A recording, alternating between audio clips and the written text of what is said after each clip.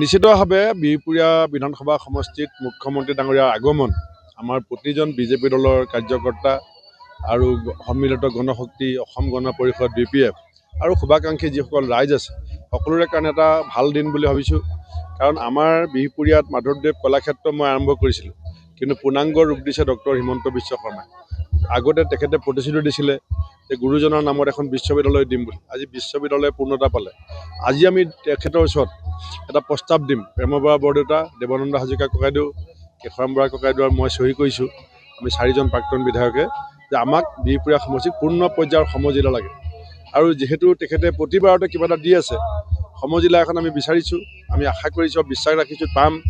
দ্বিতীয়তে, এটি জাগিৰোডত যেনেকৈ ছেমি কণ্ডাক্টৰ হৈছে, ইনভেষ্টমেণ্ট ছাবমিটৰ জৰিয়তে বিভিন্ন বহিৰ্জাতিক কোম্পানীবিলাকে অসমত পুঁজি বিনিয়োগৰ বাবে আগবাঢ়ি আহিছে।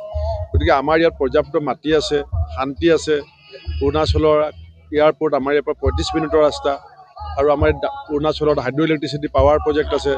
গতিকে বৃহৎ উদ্যোগ প্ৰতিষ্ঠাৰ কাৰণে যিকেইটা প্ৰাথমিক চৰ্ত, সেইখিনি বিহপুৰীয়াবাসীৰ সেই সুযোগটো আছে। গতিকে আমি তেনেকুৱা কৰিছোঁ। আৰু আমাৰ বিহপুৰীয়া আপুনিও জানে, ৰাস্তা, দলং, মাথাউৰি এইবিলাক 80% কাম সম্পূৰ্ণ হৈছে, কিন্তু 20% কাম এতিয়াও বাকী আছে। বহুকেইটা ৰাস্তা মেৰামতিৰ প্ৰয়োজন হৈছে, কেইখনমান দলং নতুনকৈ বনাবলগীয়া আছে। কাৰণ যিমানেই সময় বাগৰে ৰাইজৰ ডিমাণ্ডটো বাঢ়ি যায়।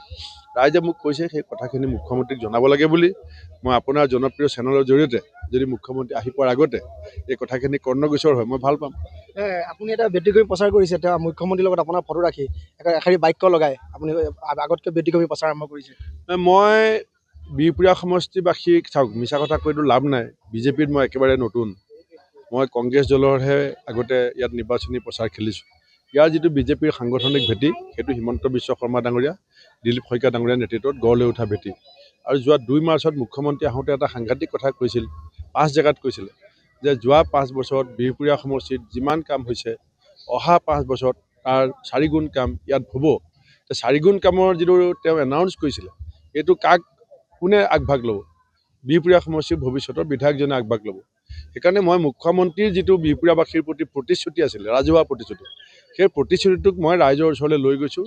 আৰু মই ৰাইজক এইটো ক'ব বিচাৰিছোঁ যে ডক্টৰ হিমন্ত বিশ্ব শৰ্মা পৰৱৰ্তী মুখ্যমন্ত্ৰী হোৱাৰ পিছত ইয়াত অহা সময়ত 4 গুণ বেছি কাম কৰাটো যিটো দায়িত্ব আৰু নেতৃত্ব, সেইটো মই ল'ব বিচাৰিছোঁ। আজি কিমান মানুহ গোট খাব ইয়াতে?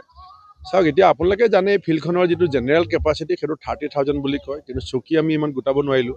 আমি মাত্ৰ গোটেই সমষ্টিত বিচাৰি পেলাই 10,000 চকী পাইছোঁ। বাকী ৰাইজে অলপ দেৰি কষ্ট খাব। গতিকে আমি আশা কৰিছোঁ যদি পূৰা লোকে ৰোকাৰণ্য হয়, আপুনি জানিব 30,000 মানুহ হ'ব। গতিকে আপুনি চাইজটো চালে গম পাব সময়ত।